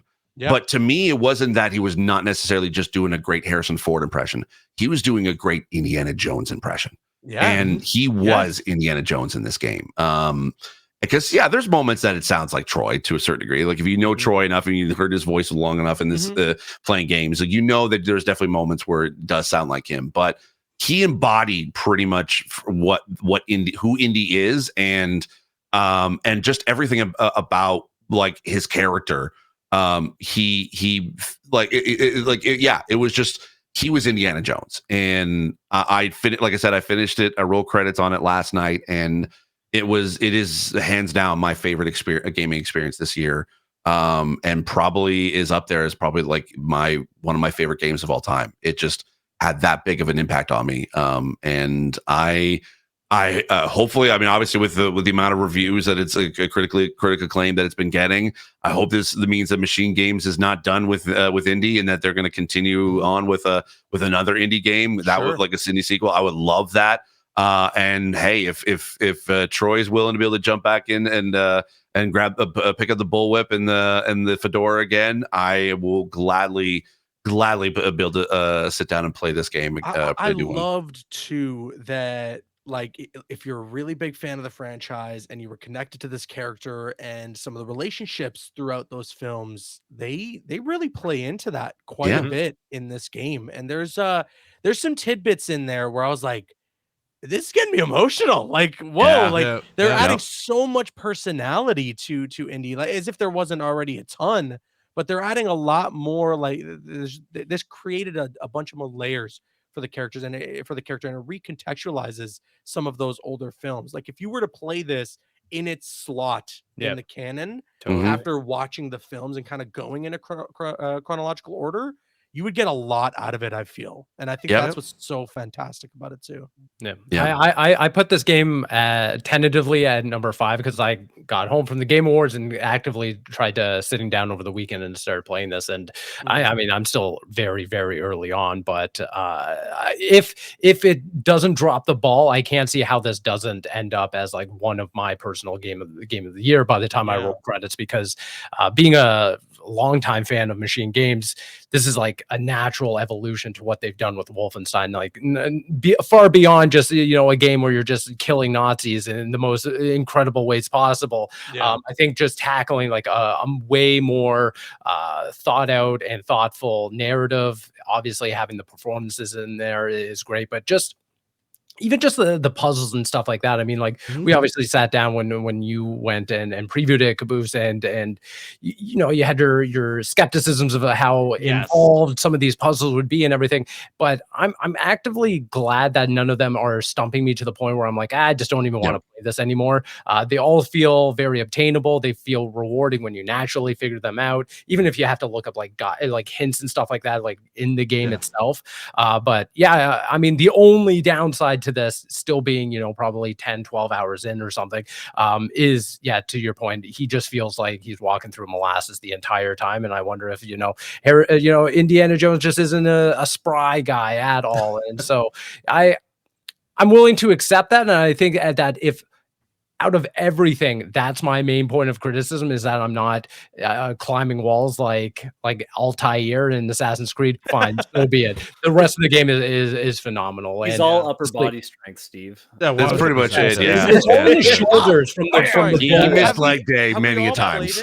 Have we all played it enough here? Is everyone? Yeah, I'm like final mission part. Okay. That's where I'm at. Riley, right now. you played it? I'm not that far yet, but I put maybe like 15-20 hours in it. Okay. So we all know that it's not that big of a spoiler. I've seen it everywhere online now too, that there are parts in the game that are just straight up like recreated, or not necessarily recreated, but you're playing through like actual scenes from Raiders. That is just so cool, man. So perfect. Really so perfect. Cool, man. Yeah, they crushed it. We have I don't know how it looks on the Xbox for like on the PC side of things. Phenomenal. The graphics, outstanding. So gorgeous. Outstanding. Like the lighting, how certain lightings are coming from the caves and just hitting like a beam of something. You're like the game looks absolutely amazing. What's weird? Why do they not have like a best visuals category or something of that sort? I wondered that too. This one definitely deserves it. Like it's high up there. Like even there's a certain cutscene. I'm not going to obviously spoil the part there, but like there's like the beat off the sweat off a certain character. Like when they get close to it, I was like, just the attention to detail in this game is really, really crazy. It's amazing. Even just like when because you could have like different like sort of costumes in this game, and one of them is obviously the classic indie costume, and like when you kind of come out the water and like you see the shine of the water off the leather jacket, like and the hat, like it's so amazing. Like the detail is just absolutely fantastic, and like right from the moment go, like literally the opening menu, it just hits that like, oh, it's so recognizable, and it's and I will say this, I also play this on my ROG Ally on the way to the Game Awards on the plane, and I played it at low settings, and it was a smooth 30 frames the entire time. Amazing. It still looked great. Yeah, sure, you could tell it's like in lower graphic settings, but you could still see a lot of detail in everything, and I don't know what they were doing with that, whether it's combined with Machine Games tech, and then also I know that they used a little bit of id Software tech with their games, so or with their engine. So yeah, I think they nailed it out of the park, and I can't wait to see what where it is. I want more of it. It looks great. I'm totally with you guys that I hope they do more with this as well. I mean, the one thing that you can give this franchise now, if they're going to go into the gaming side of things, is you don't necessarily have to suffer kind of the same fate as the films where Harrison Ford's just getting old. You know what I mean? Yep. Like That's so he true. Can't do this forever. I'm not reading all of that. Yeah. At least for a game, it's like you want to pick up and have it be like pre-Dial of Destiny or like somewhere around the same time as Crystal Skull. That's fine. It's a video game. You know what I mean? You can make him move as fast or as slow as you want. You know what I mean? Hopefully he gets better knees in the next game, just we a can little only upgrade, hope. I feel like the speed at which he moved in this game would have been great and totally understandable if this was Dial of Destiny. If this was Dial of Destiny or Crystal Skull Harrison Ford, but I don't know. Nitpick at best, but they have a lot that they can do really with this if they wanted to franchise it. Yeah, I was actually kind of like initially when they revealed it, I was like, oh, first person, that's a bold move. But playing it, I'm like, this makes perfect. I totally get that. Yeah, I'm like, right, you're like hands on with all the clues. Like you are Indiana Jones. I'm like, you guys and then nailed traversal, you're not, and you get to see them. And it's like, oh, this is such a great creative choice. Yeah, it was. It really was. Because like being in you're just like it's like the male power fantasy. Like you're just Indiana Jones. I'm like, this is crazy. I love it. It's the act of like starting a swing and then it like transitioning into the third person mode where I'm like, oh, this is brilliant. Because as the player, you want to be the one whip it like with the whip, hitting the thing. And then to see it in like a more cinematic fashion is the best of both worlds. There's like a weight to it, right? Yeah. Like it just really nailed it. Yeah. There's nothing cooler than being able to like to crack the whip and like knock a little stick out of the enemy's hands, and they just kind of do this little like like it just stings their hand, and then you go and grab the same weapon and you just charge a punch. And also, you ever just like whip and just pull them to her and just like start nailing that them? too. Yeah, hit him with the whip, disarm them, shove down a couple biscottis, and then go in. 1,000 biscottis. Also, wasn't it satisfying? Like, because we've seen in other games where you can be able to like push someone off a ledge. Wasn't it more satisfying in this one just to push someone off the ledge? I love going up to someone and just spamming it. So it's like it was so perfect, especially like that. So I won't spoil it because there's this one point at the end of the game, like in the last mission, where it's like I was like I had to push the guy off the edge just because this is so much damn fun. And I did the same thing. I just spammed that button just to make it happen. So anyway, all right, really enjoyable. Honestly, I'm glad I waited to play this. I'm glad we included this in our game of the year. Like, there's no cutoff time because I feel like it's gonna get lost next year. I just hope not. But it doesn't, because it does deserve its flowers. So it does. Agreed. All right, you all ready for our number one game? I wonder what it is. I think a lot of people probably know what that might be. I think I know what it is. Our official gaming podcast number one game of the year. No shot. We did it. You did it, y'all. And so I'm going to leave it up to either Aaron or Riley. It was your both number one game. So why don't you sort of pick a Well done. You did it. Let me take this one because I called it my game of the year when it came out. All right. And I was like, guys, I think this has a real chance to win game of the year at the Game Awards. And not necessarily anyone on this panel, but when I was tweeting that out, people were like, get out of here, you stupid. There's no, we got it. We got Final Fantasy. We got Metaphor. We got Shadow of the Erd Tree, which for some reason I guess DLCs are eligible for Game of the Year now. Not on this show. And I was like, not on this show. And I was like, not on this one. No. None of them were able to do what Astrobot did, at least for me. And I jumped up in all my years, okay, of watching and now attending the Game Awards. I have never gotten like a sense of hell yes for a game of the year win like I did out of Astrobot.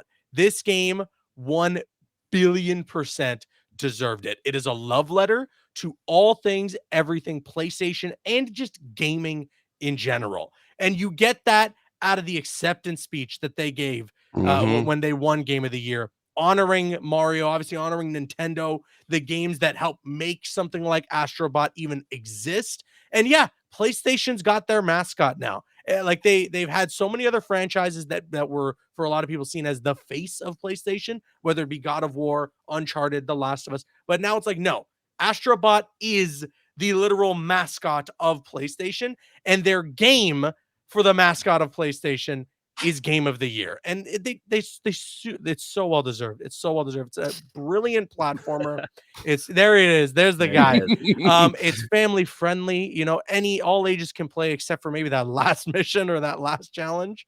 True. But and that's what's so great about it too, right? There are all these like family friendly levels, and you can just jump in and have fun. But if you wanted to get competitive, if you wanted to get sweaty and go for like all the collectibles, or if you want to beat that last level, like it's something that does require that little bit of effort, just enough for you to have that extra bit of enjoyment out of it. And yeah, you know, you're seeing on the photo here, if you're listening, the cover obviously has a God of War bot. It has a Horizon bot. All the ways that they play into those characters and those franchises within the game is brilliant. It's so well made. It's a beautiful looking game too. And yeah, you know, everyone criticized it by saying that this Astrobot was just a little tech demo to show off the controller, right? To show off what the DualSense is capable of. You're damn right. It's a lot more than that with this game. But yeah, it shows off what the DualSense can do. It shows off those haptic feedback, the adaptive triggers. It's one of the best games I've played for the PlayStation, and I'm so glad it won Game of the Year. Super well deserved. Yeah, I mean, just building off that, it was my game of the year too. In the moment I played it, I felt like I might have had some bias because it came out on my wedding day. But oh, nice! I was that's right. There you go. But it was like, playing it and going through it, I was like, every element of this is so thought out and smart. Like the levels are they feel big, but they're all unique and small enough that you're like, oh, I got to get another one. Like you're always jonesing for what's next, and it's like, what Easter eggs am I going to discover if I'm a fan of PlayStation? Like that, and that's all well and good. Like I like the Easter egg cameos. There was some criticism around that. I mean, that to me is kind of a moot point because like the whole package is so well designed. The platforming is incredible. The mechanics keep changing. You're either like you can turn into a balloon, you can shrink down in some levels. Sometimes you have monkey arms. Sometimes you are turning into a bulletproof ball and stuff, right, and shooting across. I'm like, there's just so much variety in what this game offers, and then the boss battles are unique, everything like that. But like the package that comes together after you've collected everything is that you're just left like looking at I don't know, like to me, and I don't want to spoil anything, but like the last boss in particular was like, I feel like I'm just watching my life go by. Like all these different eras of this, oh my God, yeah, this console, right? And I'm like, this is incredible, and I just see nothing but like potential for this IP. And I agree with Aaron that this is absolutely like their new mascot. Yes, yeah. This Astrobot is their mascot. There's not even like an argument there where I think that this game serves almost as a passing of the torch or passing of the baton, where it is like, here's 30 years of PlayStation history, video game history, handed to this little dude. He's adorable. You love him. And yeah, I don't really understand the criticisms of people being like, well, you know, you go from a tech demo all the way to this, and it carries over a lot, which I do agree that there are a lot of mechanics that do carry over, but it's how they evolve it. It's how they evolve all the fundamental gameplay systems. To Riley, your point of like everything feeling unique, the fact that they were like, oh yeah, for a couple levels you'll put on a PSVR 2 headset and that will affect the time and stuff like that. Like it's just small things that they include just to kind of give honor, recognize everything that has to do with PlayStation's history.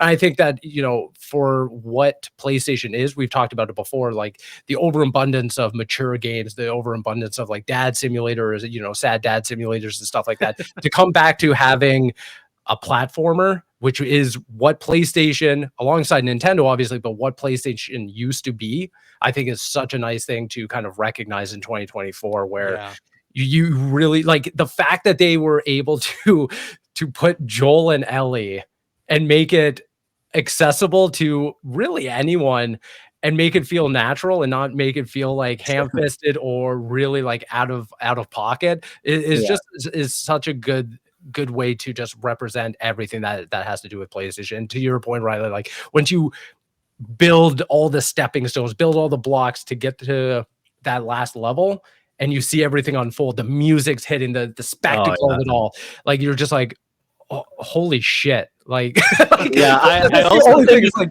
it's totally worth mentioning too. Like a special shout out goes to the God of War level. Oh my god, with the drop boy remix, like like this. Oh my god, the music, man! The giant tree song where he's like talking about just swallowing or whatever. Just hearing people talk about different levels, I'm like, yes, that was incredible too. Like, every level stands out to me. Like, I never want it to end, and thankfully, it seems like they're content just adding free content to it.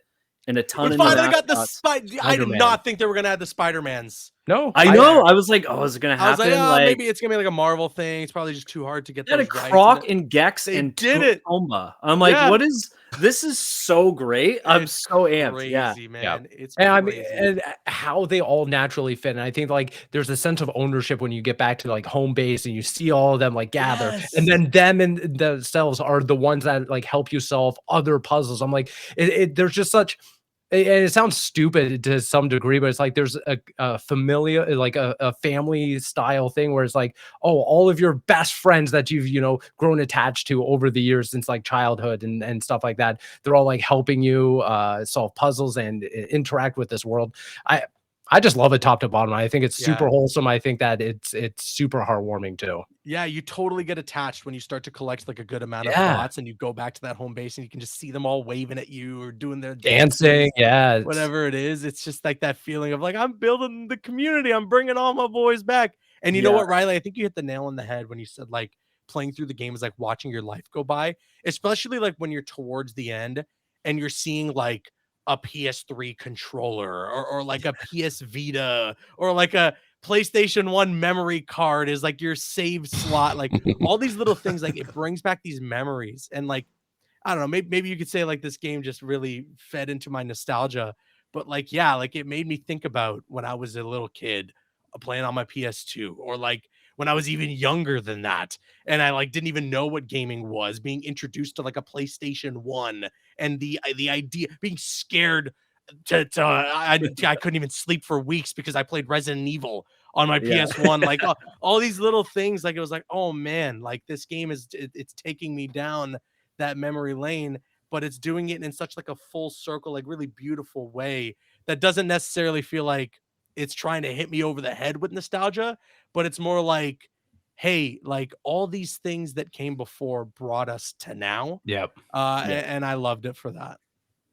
Yeah, and to people who would complain that the nostalgia is a crutch, like I think if you removed all of that from this and just took it at face value, like mechanically, it's incredible. It's one of the best platformers I've ever played. Period. And it's right up there with any of the Nintendo games, like easily. I would love to exist in another universe where that game does exist and to know how far removed it would be in this conversation of like how unbiased we would be of talking about this game, this like Astrobot game that has no ties to PlayStation and whether or not it has that same impact. But that being said, I'm glad that it exists holistically is the way it does right now, because I wouldn't have it any other way. My only no is I really wish that they had Final Fantasy VII characters in it, but seems they've like got Gex. They've got Gex from Square Enix now, so maybe we got content coming. And we got also the Spider-Man drop just the other day. Spider-Man and Miles. Yeah. So I echo pretty much everything y'all said about this game. I thought this is just a fantastic sort of brand new field for Sony and PlayStation to kind of jump into in the family sort of genre that they've been kind of lacking actually for a while, because we have this and then Lego Horizon Adventures, which obviously didn't really hit as much as I think people wanted it to be, but they are experimenting with sort of family games now, and also the fact that this is like, isn't this the first time that Sony won the best family game at the Game Awards? They took it from Nintendo. Yeah. Hook, Yeah, line, took it sinker. over Nintendo. There's always So been a Nintendo award right there. So yeah. So I think even accessibility wise, sure, it didn't have as much as I would have hoped, but there was a lot of like built-in accessible design in there that really made this platform approachable to a lot of disabled players. I think that I think just the fact that pretty much anywhere you go, the camera always centers into the back of your little bot, so that you can always see what's happening on screen, and also whenever enemies are attacking. I think that the platforming challenges were fun and engaging.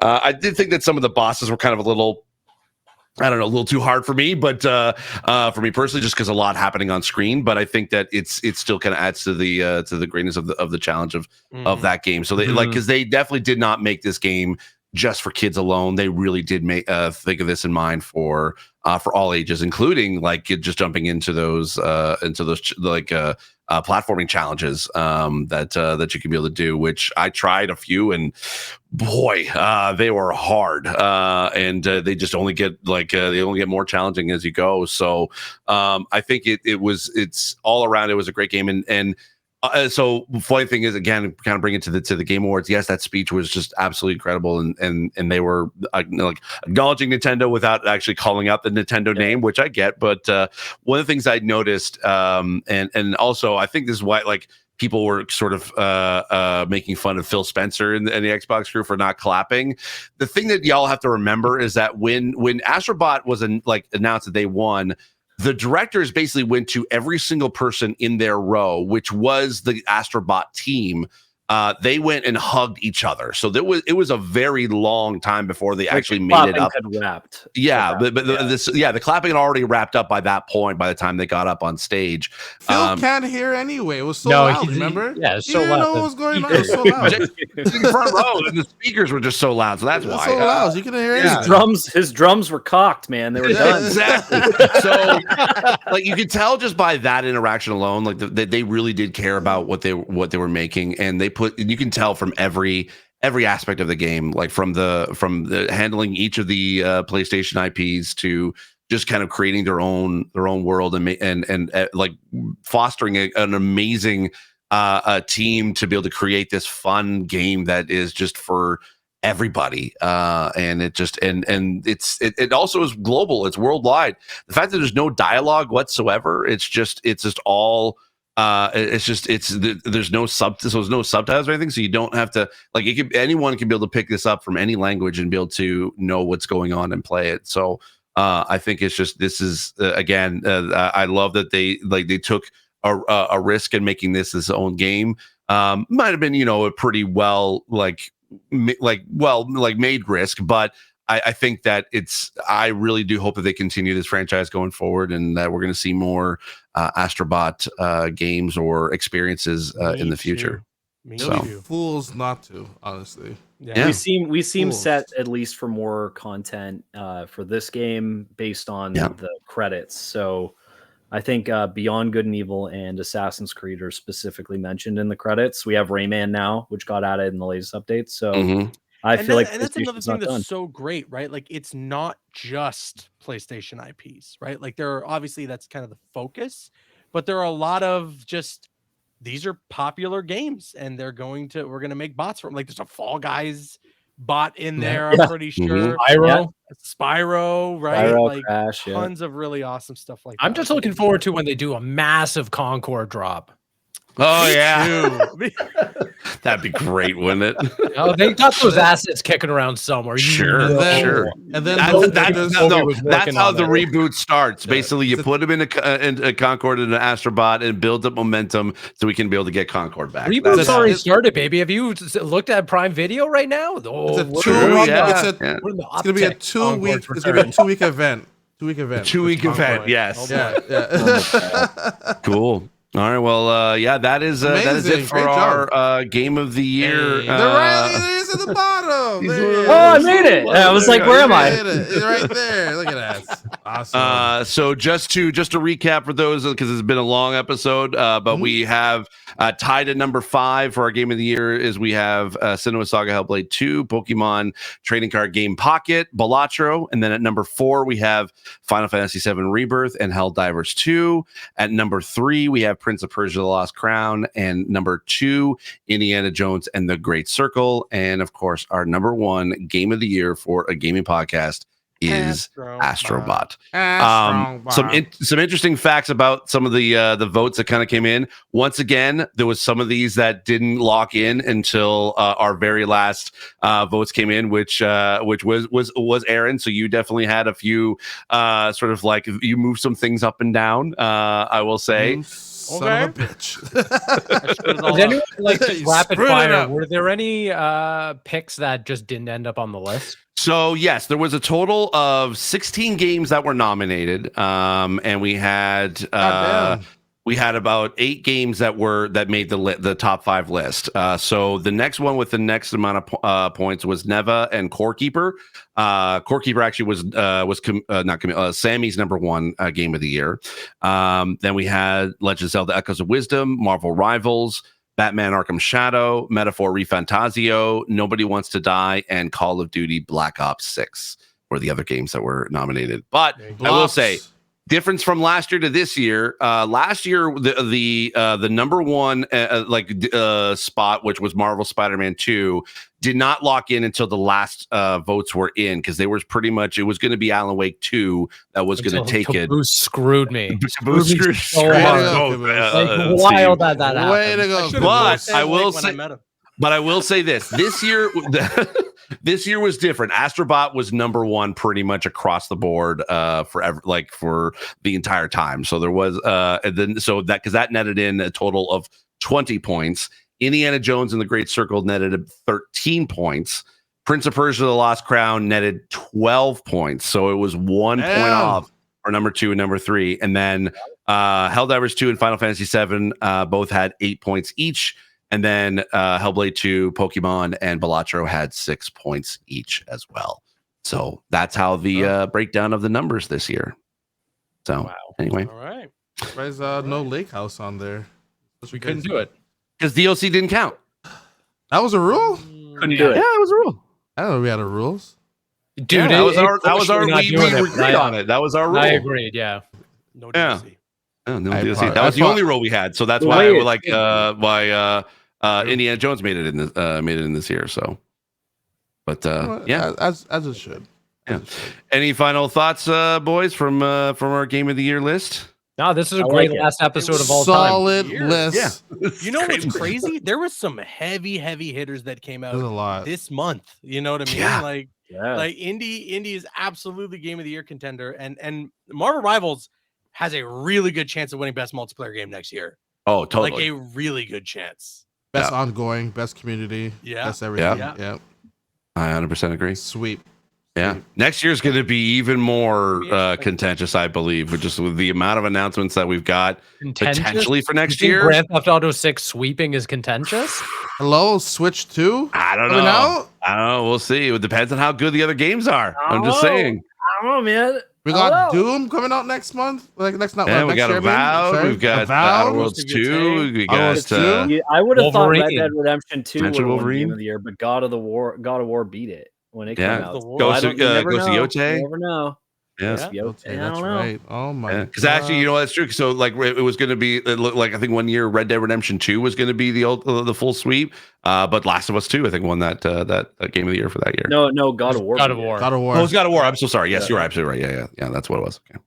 But anyway, we'll see. It's definitely going to be who can beat GTA 6 next year. True. The bar has been set. It depends on when it releases. If GTA does get delayed, which like you can, I'd say there's a chance. You know, I would say there's a good chance. 50 on it. Yeah, I mean GTA could come out December like Indy did, and then it just won't qualify. That's true. Then it won't qualify for Game of the Year this year. I don't know. Do you think that they would do that? Well, again, maybe Rockstar doesn't care, but I don't know. They want the money. They want to hit that.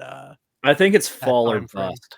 I think fall. Yeah, that sounds about right. Like September, October, or it's not happening That's at what I'm all. thinking too. Yeah. And I'm saying September as like the lock in. Like, yeah, I'd even go early November. Yeah, Early I think in the way that a lot of studios are already talking about that they're holding off on release dates until GTA locks in theirs. I think that they'll probably if it is going to come out in fall of next year, they would lock it in like January, February, what that release date's going to be. That'd be my guess. I'm super curious. I mean, I'm just waiting on trailer 2, honestly, and then True. I'll Yeah.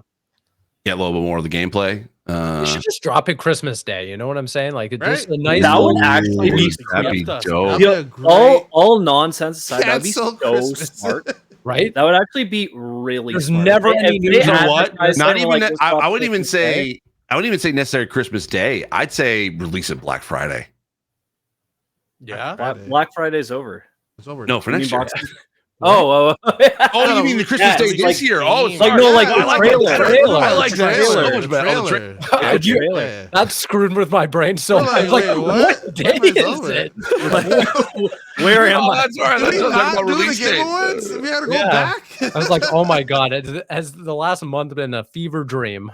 It has been. I can't believe it's already like halfway through December. I thought it was still November. But anyway. So yeah, Sleepy Steve, you may finally rest. What's going on for the rest of the year for you?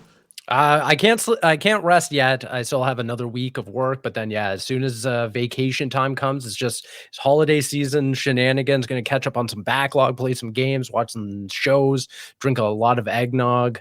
It's gonna be a good time. But hopefully see you guys over the holiday break, and then come back into the full swing next year. No. Get fucked. Yeah, right. I got a backlog. I will not be speaking to any of you. That's cool. Wow. I spent enough time with you guys in LA, I'm good. You ask some folks to join you on your birthday, and they're just like you're just. I'll see you next birthday. All right, that's the one. I'm not talking to you until next year. Yeah. Wow. Some friends I got. Okay. Awesome. Well, Steve of the year, what are you doing?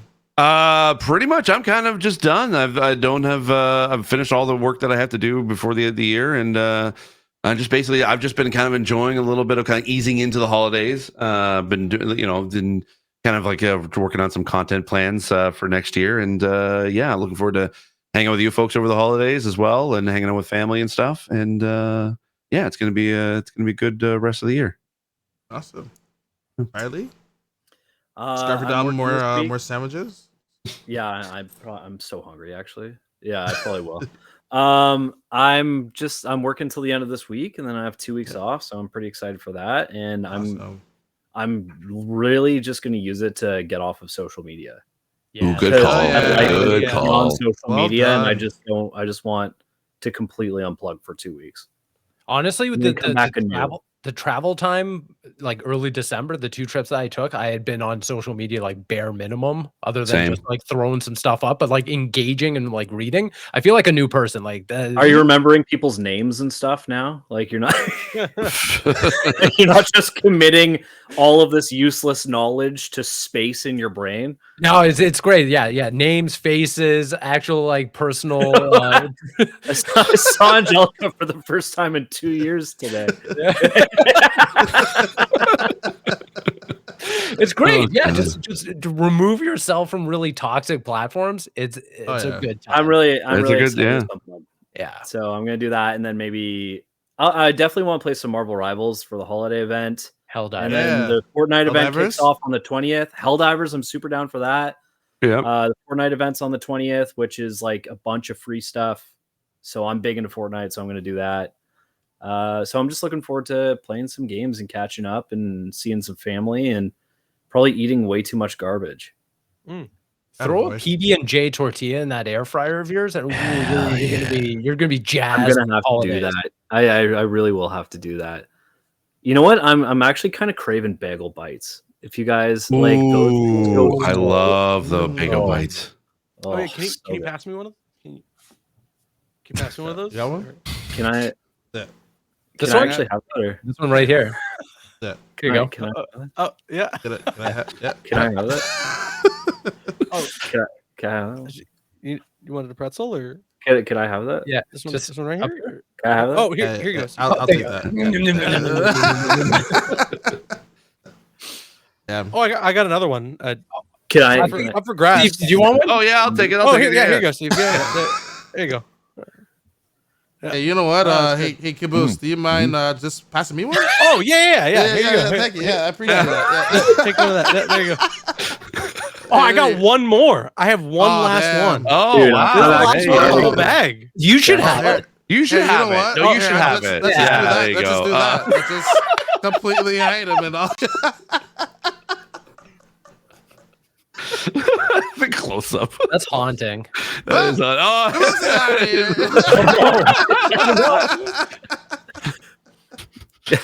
I have that?